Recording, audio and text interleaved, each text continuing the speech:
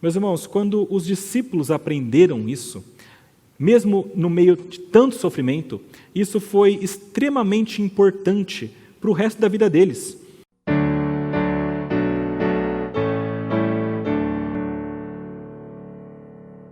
Meus irmãos, nesse momento é o momento em que nós nos reunimos também para ouvir um pouquinho da palavra de Deus. Eu convido os irmãos a abrirem a palavra dele em João, no capítulo 6. Leremos versículos 14 até o versículo 26. João, capítulo 6, versículos 14 a 26.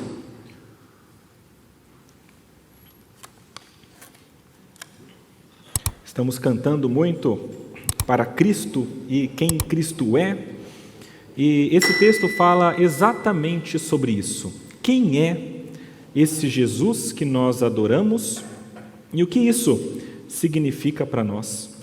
João capítulo 6, versículos 14 até o 26, diz assim: Quando as pessoas viram o sinal que Jesus havia feito, o sinal, meus irmãos, é a multiplicação dos pães e dos peixes, disseram: Este é verdadeiramente o profeta que devia vir ao mundo.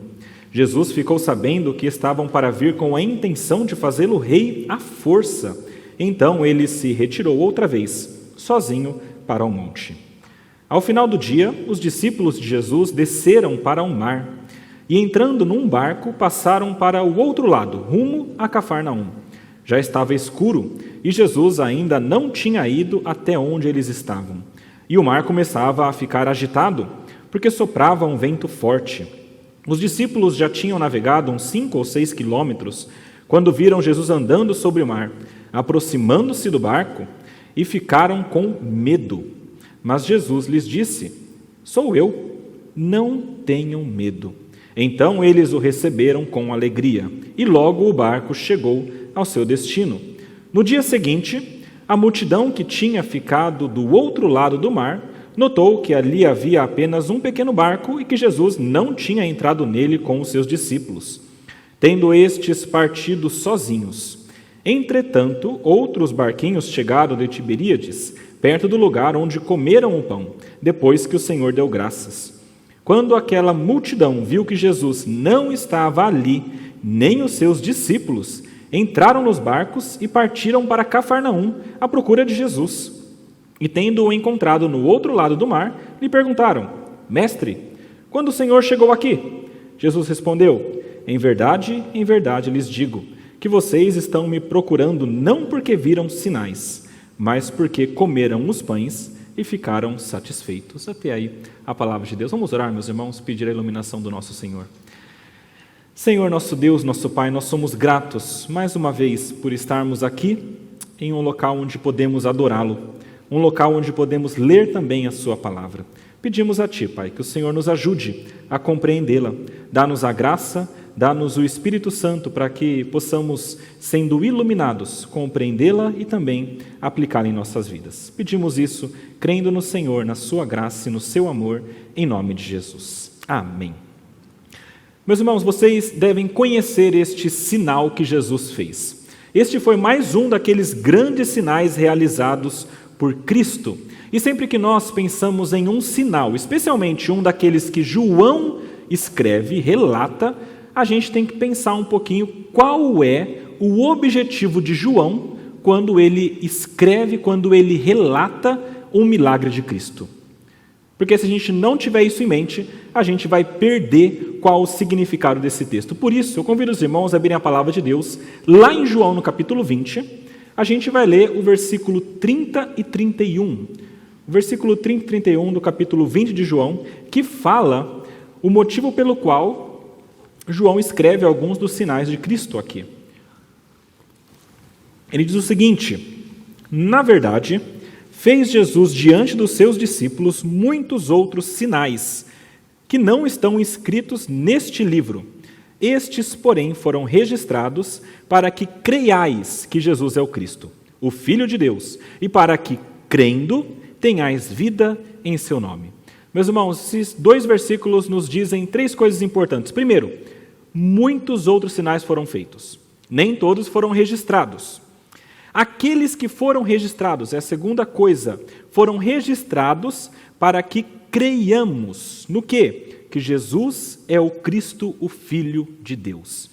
E a terceira coisa que esses 2 versículos nos mostram aqui é que quem crê que Jesus é o Cristo, o Filho de Deus, estes têm vida em seu nome. Meus irmãos, estes são os objetivos de João quando ele escreve algum sinal aqui. É por isso, meus irmãos, que no Evangelho de João inteiro só existem 7 sinais milagrosos relatados, tirando a ressurreição de Cristo.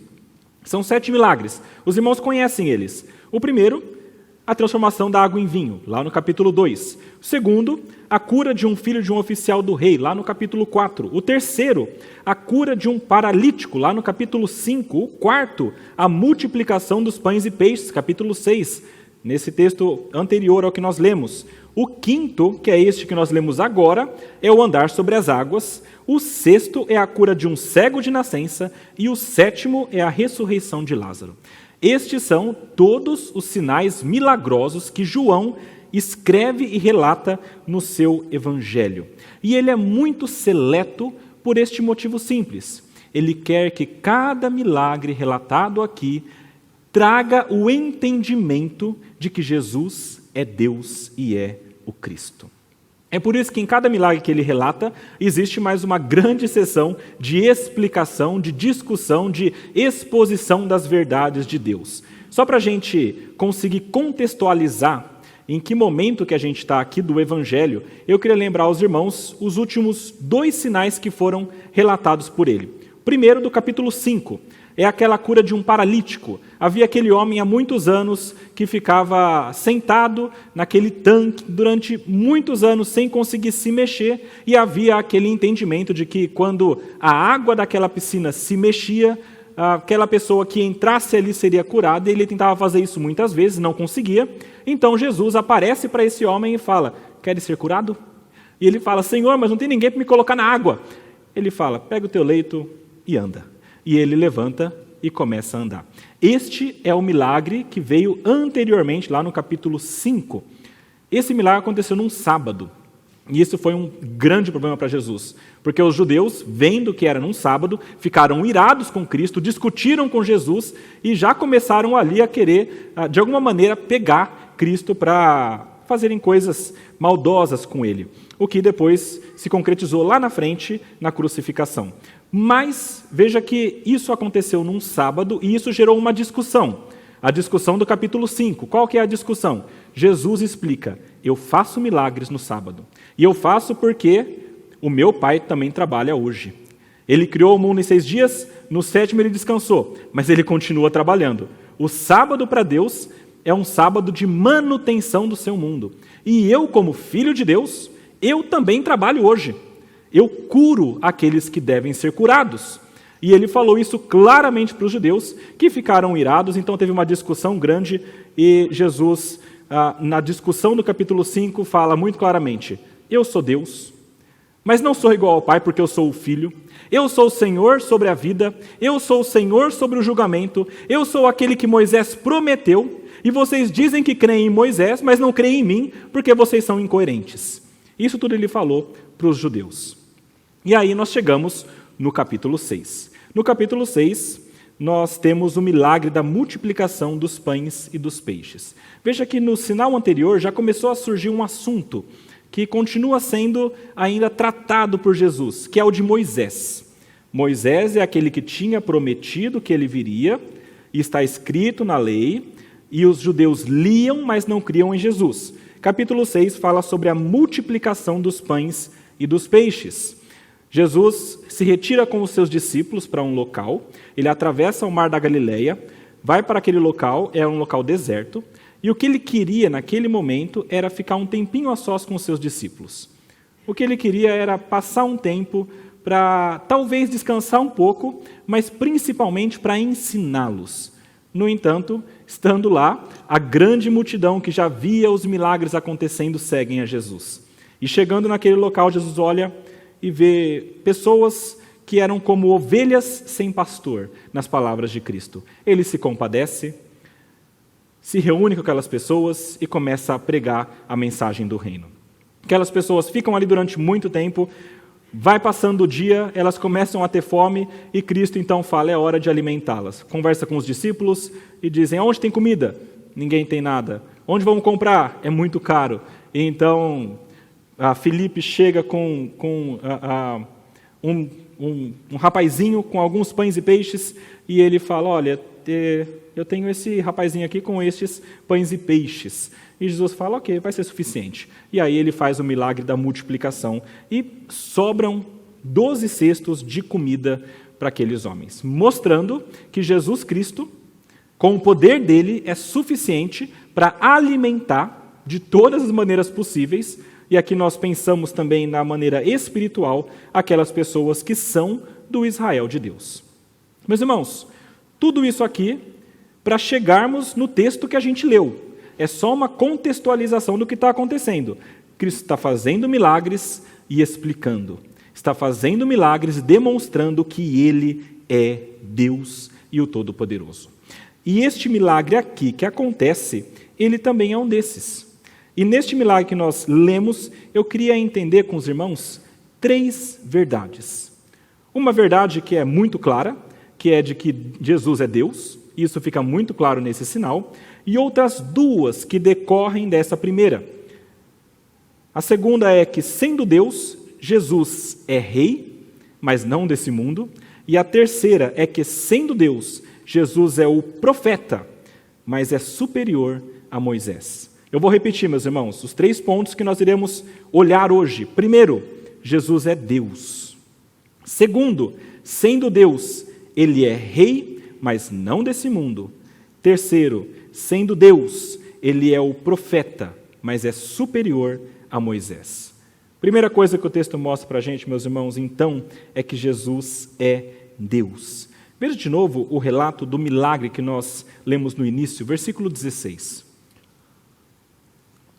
Está escrito o seguinte: ao final do dia, os discípulos de Jesus desceram para o mar e, entrando num barco, passaram para o outro lado rumo a Cafarnaum. Já estava escuro e Jesus ainda não tinha ido até onde eles estavam. E o mar começava a ficar agitado, porque soprava um vento forte. Os discípulos já tinham navegado uns 5 ou 6 quilômetros, quando viram Jesus andando sobre o mar, aproximando-se do barco, e ficaram com medo. Mas Jesus lhes disse, sou eu, não tenham medo. Então eles o receberam com alegria, e logo o barco chegou ao seu destino. Meus irmãos, o milagre aqui é tão claro quanto está escrito. Já chegava o final do dia, já entardecia, e Jesus então manda esses discípulos irem para o outro lado. Então eles descem, o texto fala que eles descem, só para vocês entenderem, o mar da Galileia, ele fica em um local muito baixo, e existem como que cadeias montanhosas ao redor. Então é como se tivesse cadeia de montanhas aqui, de montanhas aqui, de montanhas atrás, e na frente era um local baixo também. E isso tudo gerava um local propício para fortes ventos e para algum tipo de tempestade naquele lago, possivelmente. Eles desceram para o Mar da Galileia, que ficava a 200 metros abaixo do nível do mar Mediterrâneo, e naquele local eles entraram no barco para atravessar o lago e chegar até Cafarnaum. E é interessante porque quando eles fazem isso, eles não fazem porque eles decidiram, vou entrar no barco e ir para lá. É porque Jesus insistiu que eles fizessem. No texto de João não fica claro isso, mas nos 2 evangelhos que relatam também, que é Mateus e Marcos, depois vocês leiam em casa o relato de Mateus e Marcos, lá fica muito claro que Jesus insistiu, ele fez questão que aqueles homens entrassem no barco e atravessassem aquele mar da Galileia. Guarde isso, Cristo fez isso com eles. Nesse meio tempo, segundo os outros evangelhos também, Jesus se retira para o monte. Então eles foram para baixo para atravessar o mar, Jesus subiu e foi orar ao Pai. Enquanto ele orava, os discípulos estavam então neste mar que estava bastante agitado nessa ocasião, neste período. Neste tempo, diz a palavra de Deus, que já começava também a ficar escuro.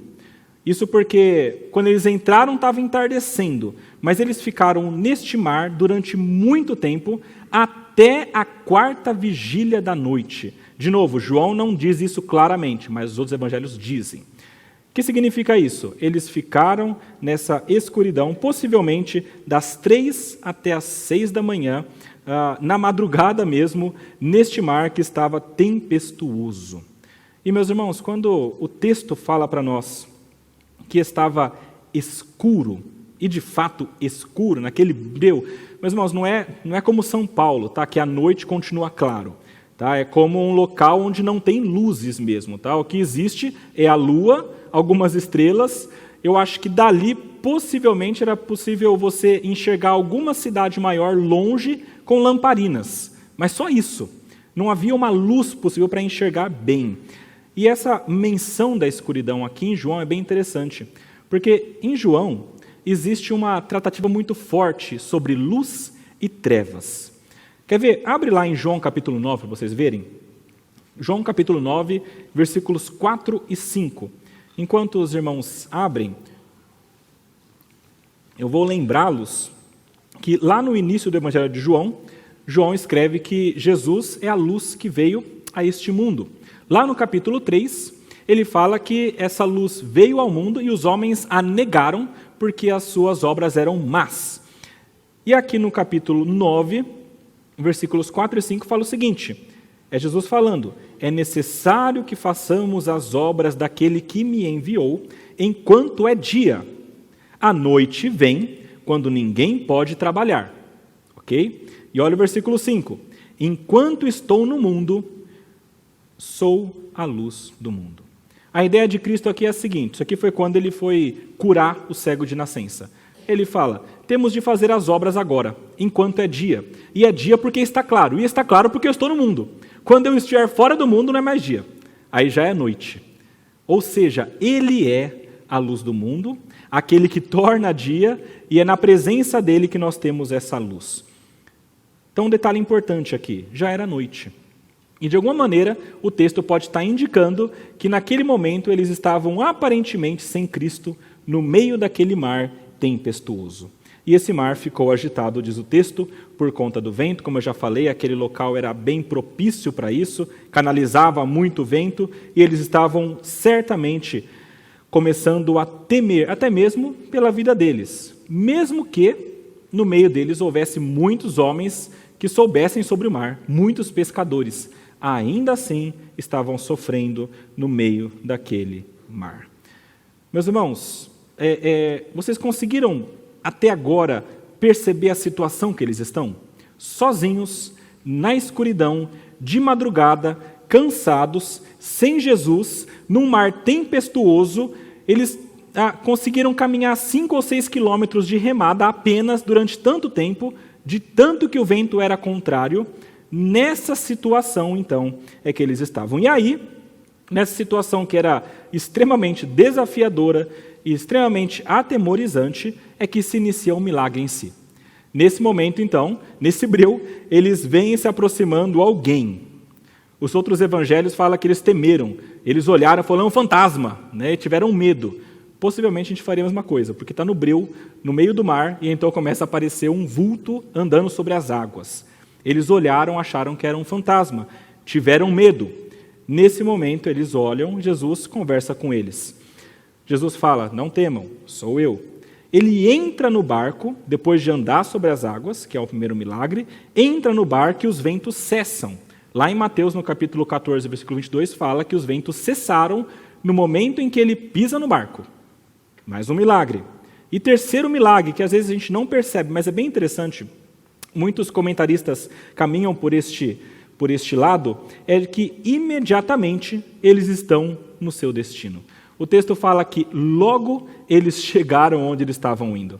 Então eles passaram um bom tempo remando contra a maré, contra o vento que estava contrário, não conseguiram caminhar 5, 6 quilômetros, e então quando Cristo pisa no barco, entra lá, de repente eles já estão na outra margem. É como se imediatamente Deus tirasse daqui e colocasse aqui. Tá? Essa é a ideia, inclusive, essa palavrinha no grego dá essa possibilidade. Meus irmãos, quando Cristo faz este milagre, o objetivo dele é claro. O primeiro, que é de mostrar que ele é Deus. Ele mostrou aqui, meus irmãos, que ele tem poder sobre o mar, claramente. Ele tinha feito antes isso já. Lá em Marcos 4 está relatado o momento em que estão todos no barco, ele está dormindo, e então o mar fica revolto, e eles falam, Senhor, não se importa que nós morramos. E Jesus acorda e diz, ora, homens de pequena fé. E fala, ok, mar, abaixa um pouquinho, ventos, por favor, e então tudo se acalma. Naquele momento ele acorda, dá uma bronca nos discípulos e acalma a tempestade. Nesse momento ele faz isso também. Ele comanda os ventos e o mar. Ele mostra que ele é Deus aqui, meus irmãos, claramente também, porque ele tem poder sobre as leis desse mundo.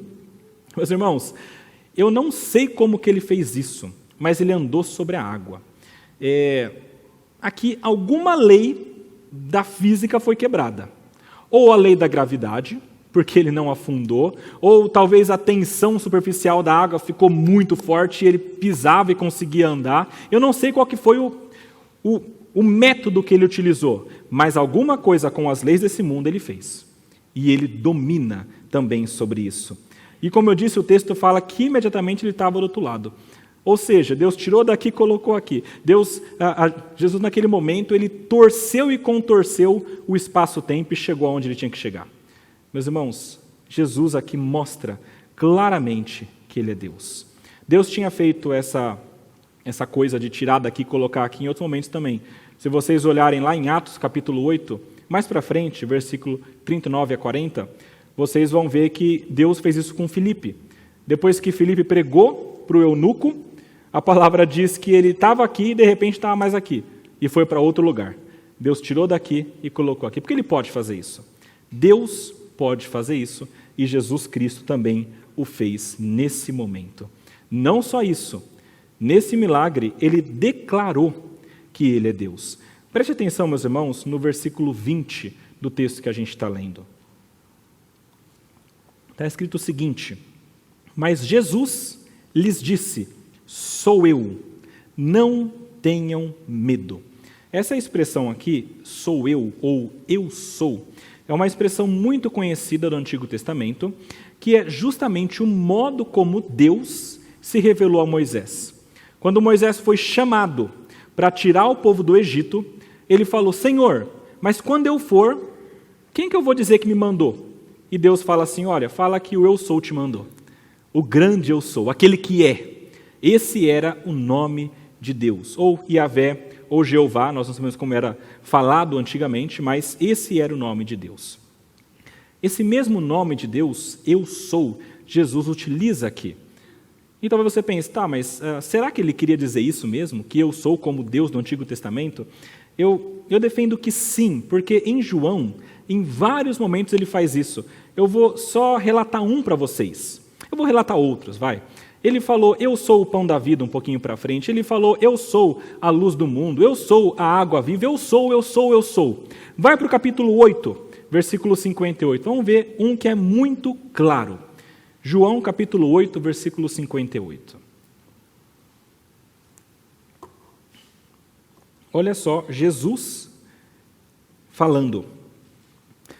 Respondeu-lhes Jesus, em verdade, eu vos digo, antes que Abraão existisse, eu sou.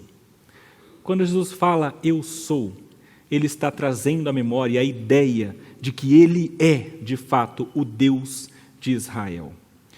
Inclusive, essa é a primeira vez que ele fala isso de maneira clara e depois ele fala um monte de vezes. Eu sou, eu sou, eu sou. E, meus irmãos, talvez para os discípulos ali no barco isso não fizesse tanto sentido, né? Talvez sim, mas talvez não. Mas quando João escreve, ele quer deixar isso muito claro para nós. Jesus declarou que ele é o Deus de Israel. E o resultado desse milagre todo, só para mostrar que o ponto principal é dizer que ele é Deus, o resultado foi o adorarem como Deus. Nesse texto de João, imediatamente não aparece isso, mas eu queria chamar a atenção para o texto de Mateus 14, abre lá em Mateus 14, versículo 33. É o mesmo momento de Jesus andando sobre o mar, e neste momento, depois que Pedro sobe no barco junto com Cristo, eles dizem, versículo 33. E os que estavam no barco o adoraram, dizendo: verdadeiramente és Filho de Deus, comparando Cristo com Deus. Em João isso também acontece, mas não é logo depois. Mas se vocês forem um pouquinho mais para frente, vai para o finalzinho do capítulo 6, versículos 66 e 69. Isso é logo depois, porque todo o capítulo 6 é aquela discussão que eu falei, lembra? Quando tem um milagre, tem a discussão. Todo o capítulo 6, depois do milagre da multiplicação e depois de andar sobre as águas, é uma longa discussão falando sobre o maná e sobre o pão da vida. E chegando no finalzinho, versículo 66 e 69, está escrito o seguinte: à vista disso, muitos dos seus discípulos o abandonaram e já não andavam com ele. Então Jesus falou um monte de coisa que era difícil de ouvir e os discípulos abandonaram. Então perguntou Jesus aos 12: porventura quereis também vós outros retirar-vos?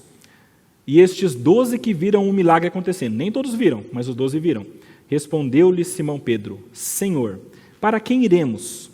Tu tens as palavras da vida eterna, e nós temos crido e conhecido que tu és o Santo de Deus. Meus irmãos, este milagre tinha um objetivo primeiro, de demonstrar claramente que Cristo era Deus. E ele fez isso com muita clareza. Tem vários textos bíblicos relatando como que Deus, como se Deus estivesse andando sobre a água. Existe, por exemplo, o Salmo 77 que nós lemos aqui. No finalzinho dele fala que o caminho de Deus, ou pelo mar, foi o teu caminho, as tuas veredas pelas grandes águas, e não se descobrem os teus vestígios. O teu povo, tu o conduziste como rebanho, pelas mãos de Moisés e de Arão. Falando sobre Deus. E aqui Jesus, da mesma maneira, caminha sobre a água, e ele meio que se apropria dessa ideia para ele, dizendo: eu sou o Deus também que caminha sobre a água, eu sou o Deus de Israel. Meus irmãos, fica evidente então que esse milagre está aqui para mostrar e confirmar na mente dos 12 apóstolos que ele era Deus. E eu falo dos 12 apóstolos porque só eles viram isso acontecendo. Isso aqui é um detalhe interessante desse texto. Ninguém mais viu, só Jesus e os 12. E quando perguntaram para Jesus, ele não falou. Vocês viram que no finalzinho do texto que a gente leu, a multidão de manhãzinha foi até onde eles estavam, viu que tinha ali um barquinho, fizeram os cálculos e viram os discípulos saindo e Jesus não foi com eles. E não estava ali Jesus mais e pensaram: mas Jesus tinha que estar aqui, como é que ele não está aqui? Aí eles foram para o outro lado, chegaram lá e encontraram Jesus. Como é que o Senhor chegou aqui, Jesus? E ele não responde. É interessante, mas ele não responde. Ele não fala: eu andei sobre a água, subi ali, fui até lá. Ele não fala nada. A resposta dele, na verdade, é um silêncio nesse sentido, mas é um cutucão em outro sentido. Porque ele fala: vocês estão me seguindo, não pelos sinais que eu estou fazendo, mas porque vocês comeram um pão e estava bom, e se satisfizeram. Nesse momento, Jesus mostra que ele não queria que eles soubessem. Meus irmãos, Cristo muitas vezes fez isso, fez algum sinal, algum milagre, curou pessoas e falou: não conta não, não fala para ninguém ainda, porque não é chegada a hora.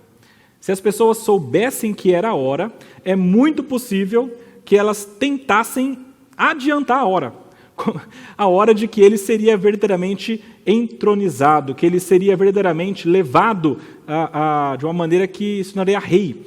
E aqui isso aconteceu.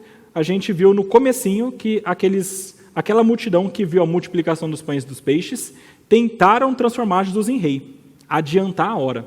E Jesus: não é agora. E se eles tivessem ouvido que ele andou sobre a água, então, certamente teriam feito isso de maneira ainda mais intensa. Essa sintonia fina do que revelar, para quem revelar, quando revelar, Cristo fez muito na sua palavra. Por quê? De um lado, se ele revelasse muito, vinham os judeus querendo matar ele logo. Do outro lado, se revelasse muito, vinham as pessoas querendo que ele virasse rei. Então ele tinha que manter um certo equilíbrio para chegar naquele momento específico. Tudo isso, é claro, governado pelo plano maior de Deus. Meus irmãos, tudo isso aqui mostrando que Jesus é Deus, e isso confirmado para os 12. Esse aqui é o ponto principal e mais importante, mas desse ponto decorrem outros dois, que são mais curtos, é claro. Mas um ponto muito importante que decorre do fato de que ele é Deus, é de que, sendo Deus, ele é rei, mas não desse mundo. Veja o comecinho desse que a gente leu, versículos 14 e 15. Jesus é rei, mas não é rei desse mundo. Quando as pessoas viram o sinal que Jesus havia feito, disseram: este é verdadeiramente o profeta que devia vir ao mundo. Mas Jesus ficou sabendo que estavam para vir com a intenção de fazê-lo rei à força. Então ele se retirou outra vez, sozinho, para o monte. Meus irmãos, quando eles desejam fazer Jesus rei à força, e veja que isso aqui era uma intenção, possivelmente Jesus viu o coração deles. Quando eles quiseram fazê-lo rei à força, isso mostra que a intenção deles não era das melhores. Eles queriam forçar Jesus a ser o rei deles.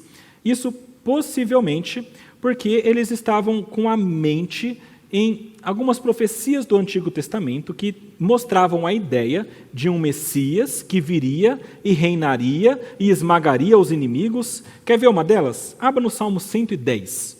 Vocês verão como que isso, já desde o início, é prometido. Salmo 110.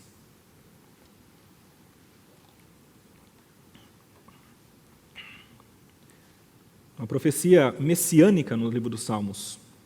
Nos versículos 1 e 2 fala assim: disse o Senhor ao meu Senhor: assenta-te à minha direita, até que eu ponha os teus inimigos debaixo dos teus pés. O Senhor enviará de Sião o cetro do seu poder, dizendo: domina entre os teus inimigos. E o Salmo continua, vocês verão que continua falando sobre um rei que surge e domina com um cetro, com mão forte, e traz a vitória. Eles olhando para isso, e possivelmente tomados por um sentimento de nacionalismo, de religiosidade, porque era perto da Páscoa, aquela multidão possivelmente estava descendo para Jerusalém para adorar a Deus, todos juntos no tempo de Páscoa, viram alguém que parecia o Messias, então se empolgaram e falaram: vamos fazer ele rei. Então ele vai libertar a gente dos nossos opressores, porque ele vai esmagar os inimigos. Só que essa visão deles era totalmente terrena.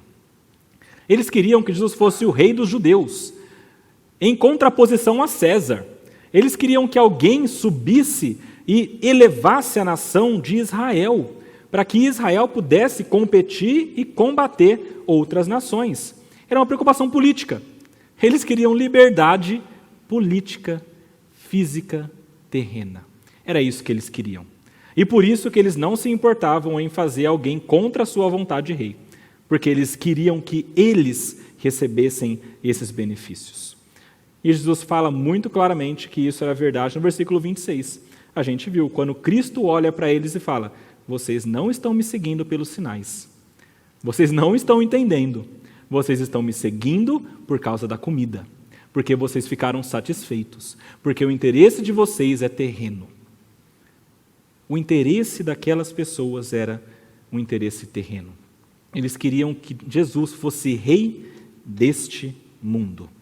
Mas Jesus não queria ser rei deste mundo de maneira terrena, como aquela multidão desejava.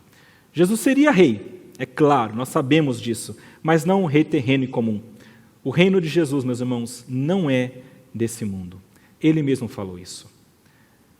Nos momentos finais da sua vida, os irmãos lembram que ele conversou com Pilatos. Isso está registrado lá em João 18, versículos 33 a 37. Nesse momento em que ele conversa com Pilatos, Pilatos pergunta: você é rei dos judeus?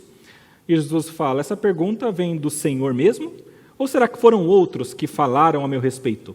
E aí Pilatos responde: por acaso sou judeu? A sua própria gente, os principais sacerdotes, é que entregaram você para mim. Que foi que você fez? Jesus respondeu. Resposta de Jesus, versículo 36. O meu reino não é desse mundo. Se o meu reino fosse desse mundo, os meus ministros se empenhariam por mim, para que eu não fosse entregue aos judeus. Mas agora, o meu reino não é daqui. Meus irmãos, Cristo sabia que ele era rei e que ele reinaria, mas ele não é um rei terreno. A preocupação dele não é este mundo terreno. E ele seria rei, mas não um rei com um poder entregue pelos homens. Mas o poder de Cristo como rei seria entregue por Deus. Salmo 2. No Salmo 2, um salmo messiânico, muito claramente fala o seguinte, é Deus falando com o seu filho. Você é o meu filho, eu te gerei, me pede, eu vou te dar as nações por herança. E você vai ser o rei. Não eram pessoas fazendo Cristo rei, é o próprio Deus. O poder de um rei vem de Deus. Ele falou para Pilatos também, Pilatos, se não fosse do alto, você não teria poder para fazer isso comigo. Mas Deus está permitindo. A preocupação daquelas pessoas era uma preocupação terrena. E Jesus Cristo não seria um rei meramente terreno. A preocupação dele não era essa. Ele não quis ser um rei humano, ele não se deixou levar pela multidão. Ele mostra que esse mundo não é tão importante nesse sentido, que não deve ser a nossa preocupação principal pela sua própria vida. Jesus Cristo, meus irmãos, ele não era uma pessoa rica. Em um certo momento ele fala que o Filho do Homem não tem onde reclinar a cabeça. Ou seja, não tem muita coisa, não tem nem onde dormir direito. Quando ele veio para cá, ele se fez pobre, nesse sentido, de que ele não tinha muitas posses, mas ele conseguia viver sua vida. Ele não quis competir com autoridades terrenas. A palavra diz que quando vieram tentar criar um embate com ele, ele falou, olha, dá a César o que é de César, e a Deus o que é de Deus. Eu não quero competir com um rei humano, não faz sentido, é muito pouco para Cristo. Lá em Mateus 6 ele fala, busque em primeiro lugar o reino de Deus e a sua justiça. As outras coisas vão ser acrescentadas. Não se preocupa com comida, bebida, com o que você vai vestir. Isso os ímpios se preocupam, vocês não. Porque vocês têm Deus. O seu reino não é daqui não. Isso aqui é muito pouco perto do reino de Deus. Na verdade, ele disse muito claramente, não acumulem tesouros sobre a terra, onde as traças e a ferrugem corroem. Onde ladrões escavam e roubam, ajuntem tesouros no céu. Onde as traças e ferrugem não corroem. Onde ladrões nem escavam nem roubam. Porque onde estiver o seu tesouro, aí também estará o seu coração. E mais um versículo interessante de Cristo. Marcos capítulo 8, versículo 36. Ele diz assim, de que adianta uma pessoa ganhar o mundo inteiro e perder a sua alma? O que há de importante para Cristo não é este mundo terreno. É por isso que ele não é um rei deste mundo. Ele reina, é claro, soberanamente sobre todas as coisas. Ele governa tudo porque ele é Deus, mas ele não é um rei terreno. Ele não se apega às coisas terrenas. E ele não quer que nós tenhamos isso como preocupação principal. A ideia de Jesus é que nós nos preocupemos com aquilo que é mais importante. Ele não é um rei terreno, porque ele é Deus. Porque ele reina sobre o mundo de maneira maior do que os reis terrenos. Ele não se preocupa, meus irmãos, com essas coisas pequenas. E é interessante porque nesse milagre, ele mostra para nós também que ele não se preocupa tanto com alguns momentos de sofrimento neste mundo terreno para o bem do seu reino eterno. Cristo não se preocupa com alguns momentos de sofrimento terreno para o bem do seu reino eterno. E, na verdade, essa é uma das grandes lições desse texto, meus irmãos. Lembra que eu falei que Cristo tinha enviado eles para o mar? Jesus conscientemente falou, vai atravessar o mar. E você acha que ele não sabia que ia ter tempestade? Ele sabia. Ele tinha plena certeza. Os evangelhos dizem que ele insistiu, que ele subiu para o monte para orar, e ainda dizem que do monte ele viu os discípulos tentando remar contra aquele vento todo. Ele sabia, ele tinha essa plena certeza. Agora a gente pergunta, mas será que Cristo fez isso de maldade? Qual que foi o objetivo de deixar ele sofrendo com medo durante tanto tempo ali naquele local? E, na verdade, me parece que o objetivo maior de Jesus, com esses 12, e eram os 12 apóstolos, que tinham esse treinamento mais intensivo para serem os apóstolos de fato, era ensiná-los de que Jesus era Deus. Era a lição mais importante para eles. Meus irmãos, quando os discípulos aprenderam isso, mesmo no meio de tanto sofrimento, isso foi extremamente importante para o resto da vida deles. Eles passaram pela dificuldade do mar, Jesus veio logo depois e os livrou, mas essa lição permitiu que eles crescem em Jesus e não fossem embora com os outros. Lembra no finalzinho? Quando muitos vão embora, e ele fala, vocês vão também? Não, a gente crê que o Senhor é Deus, que o Senhor tem as palavras de vida eterna. Nós vamos ficar. Por quê? Porque eles viram isso acontecer, eles sabiam que Ele era Deus. Essa lição que eles tiveram ali permitiu que eles passassem por muitas lutas e provações da sua vida, se lembrando de que Deus está com eles. Eles sabiam que Jesus é Deus e que Ele estava lá, e como veio livrá-los no mar, Ele viria também. Essa pequena lição que eles tiveram permitiu que eles levassem uma vida de entrega a Deus até o final, porque nós sabemos que os discípulos, os apóstolos, se tornaram mártires depois. A maioria deles foi morto de maneira terrível, crucificado de ponta cabeça, cortado ao meio. A tradição, a história mostra para nós como que foram as mortes, mas eles permaneceram até o fim, crendo nessa verdade, a verdade de que Deus é Jesus, Jesus é Deus. Jesus frequentemente permite que nós passemos por coisas nesse mundo, coisas terrenas, sofrimentos, mesmo que de maneira temporária, em prol do seu reino eterno. Isso ele fez, por exemplo, também com o cego de nascença. Um pouquinho para frente, capítulo 9 de João. As pessoas olham para o cego de nascença e perguntam, Senhor, esse cego de nascença, ele é cego porque ele pecou ou porque os pais dele? E então Jesus fala, não foi nem o pai, não foi nem eles, não foi nem ele. Mas na verdade ele é cego para que se mostre a minha glória. Nem ele pecou, nem seus pais, mas foi para que se manifestem nele as obras de Deus. Aquele homem cego sofreu por um tempo, para que fosse então curado e demonstrasse que Jesus é Deus, em prol do reino maior. Jesus fez isso também com Lázaro, que era seu amigo. É interessante a história de Lázaro, porque Lázaro era amigo dele, ele amava Lázaro como amigo dele, e também a sua família, suas irmãs. E é interessante porque ele sabe que ele está doente, ele fica sabendo, e ele espera um pouquinho. Depois que ele espera esse tempo, sabendo que ele estava doente de morte, ele vai, sabendo que ele morreria, e depois sabendo que ele morreu. Quando ele faz isso propositalmente, deixando Lázaro morrer, ele faz isso para mostrar também a sua glória.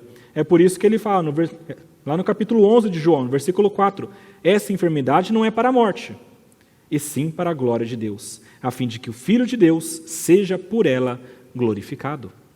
Meus irmãos, Cristo permitiu que isso acontecesse com essas pessoas, sofrimentos terríveis, para que a glória dele fosse mostrada, para que esse reino eterno fosse demonstrado, para que pessoas fossem salvas. O pequeno sofrimento, meus irmãos, daqueles homens naquele barco, foi usado para cumprir esse plano maior de Deus e estabelecer esse reino de Jesus por todo o mundo. E isso aconteceu outras vezes, de outras maneiras. E talvez na sua cabeça você esteja pensando, ok, mas isso não é um pouco cruel? Como é que ele faz isso com outras pessoas? É fácil com outro. Queria ver ele fazer isso. É claro que essas são palavras de pessoas que não conhecem a obra de Cristo. No jardim do Getsemane, Jesus pede a Deus, e ele fala, Senhor, se for possível, passa de mim esse cálice. Não me deixa beber a ira do Senhor sobre a humanidade, mas seja feita a sua vontade. E ele vai. Diante de Pilatos, ele diz, o meu reino, se ele fosse desse mundo, as pessoas viriam e me ajudariam, mas o meu reino não é daqui, e eu vou continuar. Ele continuou no caminho daquela cruz. No deserto, quando ele estava sendo provado, e Satanás apareceu para tentar fazer com que ele usasse seu poder de Deus, ele nega. Ele fala, não vou usar nada do meu poder de Deus, porque eu tenho de passar por isso, para cumprir o plano do meu Pai. Ele não usa o poder de Deus para facilitar as coisas dele. Na cruz, quando diziam para ele descer, se ele fosse Deus, enquanto zombavam dele, ele diz: Senhor, perdoa, porque não sabem o que fazem. Ele diz: Deus meu, por que me desamparastes? Ele fala: Senhor, está consumado, finalmente. E no finalzinho ele ainda diz: Pai, em tuas mãos entrego o meu espírito. Meus irmãos, Cristo, se tem alguém que sabe o que é padecer nessa vida, o que é sofrer por um tempo em prol do bem, do plano e do reino de Deus, é Jesus. Porque ele fez isso a vida toda. Quando ele veio para este mundo, ele já se humilhou. E quando ele viveu nesse mundo, ele viveu em humilhação. E ele caminhou aqui sofrendo, homem de dores, até a sua morte e a morte de cruz. Jesus sabia o que era sofrer por um bem maior, para cumprir a vontade do seu Pai e para estabelecer o seu reino e para salvar o seu povo. E pensando nisso, meus irmãos, é que eu pergunto para você, o que tem perturbado o seu coração? O que você está reclamando diante de Deus? Quais são as injustiças que você tem apresentado? Senhor, isso aqui é injusto na minha vida. Geralmente, quando nós olhamos para Deus e falamos essas coisas e entendemos que estamos sofrendo demais e que a nossa vida está terrível, é porque nós não entendemos que o que importa não é este mundo terreno, mas é o reino eterno de Deus. Assim como Jesus entendia. Meus irmãos, entenda isso, o reino de Deus, o reino de Cristo não é desse mundo, ele tem um reino muito maior. Amplie os seus horizontes dessa vida somente para o plano maior de Deus. A gente tem que entenda que a sua vida é apenas um pontinho no imenso quadro que Deus está pintando para demonstrar a sua glória e salvar a sua igreja. Isso é a nossa vida de cada um. É mais uma parte do plano de Deus sendo cumprida e fazendo aquilo que Ele quer demonstrar. O seu sofrimento, por maior que ele seja, e eu não diminuo o sofrimento de ninguém, por maior que ele seja, é apenas um pontinho também diante da eternidade de alegrias que você passará do lado de Cristo. Esse mundo aqui é pequeno, meus irmãos. Existe algo muito maior e muito superior. E quando Cristo, como aconteceu com eles, entrar no barco, como que de repente a gente vai estar lá já. Passado por essas coisas e então regozijando alegremente com o nosso Criador que nos protege e nos consola. Ou seja, meus irmãos, não busque a Jesus só para ter bens materiais e terrenos. Isso é pouco. Não tente usá-lo para alcançar os seus objetivos terrenos. Isso é pouco. E lembre-se, Ele não vai se dobrar à sua vontade. Busque-o porque Ele é Deus, porque Ele é digno de ser adorado, porque Ele é o único que pode te dar salvação. Meus irmãos, Ele é Deus. Por ser Deus, Ele é rei, mas não terreno, não deste mundo. E a terceira coisa, e menor ainda, eu vou explicar por quê, é que sendo Deus, Jesus é profeta, mas é superior a Moisés. Versículo 14 fala: quando as pessoas viram o sinal que Jesus havia feito, disseram: este é verdadeiramente o profeta que devia vir ao mundo. Lembra que eu falei que o tema de Moisés está sendo desenvolvido desde o capítulo 5? No capítulo 5 começam a falar de Moisés, que escreveu de Jesus, e começam a discutir a respeito disso. Tudo isso é porque já existia na mente daquelas pessoas de que viria um profeta como Moisés. Lá em Deuteronômio, capítulo 18, versículos 15 a 19, fala isso. É Deus prometendo: o Senhor, teu Deus, te suscitará um profeta do meio de ti, de teus irmãos, semelhante a mim, a ele ouvirás. E ao versículo 18: suscitar-lhes-ei um profeta do meio dos seus irmãos, semelhante a ti, em cuja boca, veja, porei as minhas palavras, e ele lhes falará tudo o que eu lhe ordenar.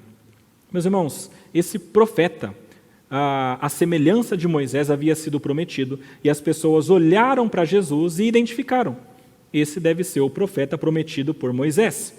E, na verdade, aqui temos vários paralelos com Moisés. Tá? Primeiro, veja o pão multiplicado. Moisés entregou o maná. Jesus multiplicou o pão e era o pão que deu sustento para essas pessoas. Elas estavam aonde? Segundo os evangelhos, em um local deserto. Lembramos de Moisés libertando o povo do Egito, caminhando no deserto por 40 anos. A travessia do Mar Vermelho. E então Jesus aqui atravessa o mar junto com os seus discípulos, de maneira miraculosa também, chegando a este outro lado. São apenas alguns pontos de contato com Moisés, lembrando que Moisés está aqui na mente, tanto de João quanto daquelas pessoas. E isso fica mais claro porque depois, até o final do capítulo 6, eles têm uma discussão sobre o maná, e sobre Moisés e sobre Jesus. Essa discussão toda, eu não vou entrar agora, porque seria muito longo, vai ficar no próximo sermão. Mas é importante nós lembrarmos que João, quando escreve isso aqui, Jesus, ele está tentando tirar da mente daquelas pessoas de que esse profeta é igual ou inferior a Moisés. Jesus, quando vem, ele é superior a Moisés. Ele é uma categoria acima daquilo que foi Moisés. Moisés foi importante, ele trouxe a lei dada por Deus, ele libertou o povo do Egito, por meio dele Deus fez as 10 pragas no Egito, ele tirou água da rocha, ele fez cair maná do céu, tudo isso foi importante. Ele escreveu o Pentateuco, ele era muito importante para os judeus, mas Cristo era maior. Na discussão que segue vai ficar muito claro isso, no próximo sermão a gente vai tratar sobre isso. Por hoje, eu queria só ressaltar que Jesus é um profeta superior a Moisés, de um outro nível, por 3 motivos. Primeiro, que o profeta é aquele que fala da parte de Deus. Jesus é o próprio Deus, a gente viu isso agora. Se ele é o próprio Deus, ele fala diretamente. E ele mesmo é que traz essa mensagem que vem também do seu Pai. Em Hebreus, no capítulo 1, fala que Deus falou em outros momentos por várias pessoas, de várias maneiras, mas agora ele tem falado por meio do Filho, aquele também que é herdeiro e por meio de quem ele fez todo o universo. E a terceira razão pela qual Jesus é superior é que ele é a própria palavra encarnada. Vocês lembram que lá no começo de João está escrito o seguinte: no princípio era o Verbo, e o Verbo estava com Deus, e o Verbo era Deus. Este Verbo, que estava no princípio, por meio de quem tudo foi criado, é Cristo. Jesus é a própria palavra de Deus encarnada. Se o profeta é aquele que traz a palavra de Deus, Jesus é o profeta por excelência, porque ele é a própria palavra de Deus. Quando ele fala para aqueles discípulos no meio da tempestade, eles se acalmam, porque eles ouvem a voz de Deus. Eles se alegram, porque eles ouvem a voz de Deus e eles o recebem. Diferentemente do capítulo 5, que fala dos judeus que negaram a Cristo, aqui os discípulos recebem alegremente a entrada de Cristo naquele barco. E no finalzinho desse capítulo, meus irmãos, existe aquele versículo que eu já li com vocês, mas eu leio de novo, versículo 68 do capítulo 6. Simão Pedro falou para Jesus: Senhor, para quem nós iremos? Tu tens as palavras da vida eterna, e nós temos crido e conhecido que tu és o Santo de Deus. Meus irmãos, Pedro disse isso claramente para Cristo. E eu pergunto para você agora: para onde você tem ido buscar a tua vida? Para onde você irá? São em coisas terrenas que você tem buscado a tua satisfação? Ou será que você entende como Pedro entendeu? Só Jesus tem as palavras de vida eterna. Pensa bem nisso. Nenhum outro lugar deste mundo você encontrará as palavras de vida eterna. Somente em Cristo, somente em Jesus. Vá para Ele. Ele é Deus, Ele é Rei, Ele é a palavra encarnada de Deus. Eu queria concluir, meus irmãos, essa mensagem com 3 aplicações básicas e claras. Primeira, adoração. Jesus é Deus, adore-o. Viva para Ele. Ele é o Senhor desse universo e Ele merece isso. Você não faz isso por pena dEle. Você não faz isso por qualquer outro motivo, mas é porque Ele é digno de receber a tua adoração. Adore-o. Segundo, confiança. Confie, porque Ele é Deus e Ele reina. O plano dEle vai se cumprir. O que ele definiu vai acontecer. Aquelas pessoas quiseram fazer dele rei e ele não quis naquela hora, porque ele iria chegar lá de outra maneira. Quando os discípulos foram de barquinho, ele falou, não, eu vou chegar lá. Ele foi andando sobre a água. Ele faz a vontade dele acontecer da maneira que ele determina, porque ele é rei.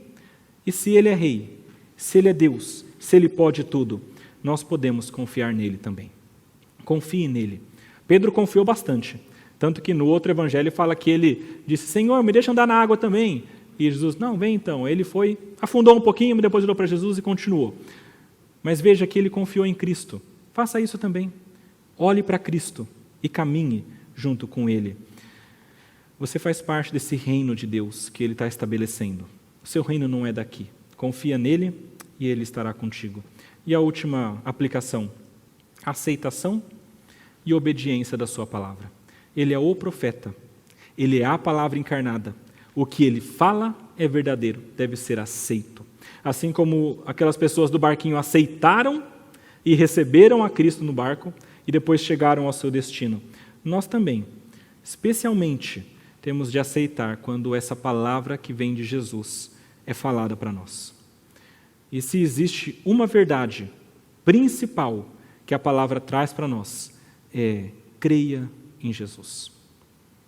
Creia nele, porque Ele é o Senhor desse mundo, Ele é o Messias, Ele é o Salvador.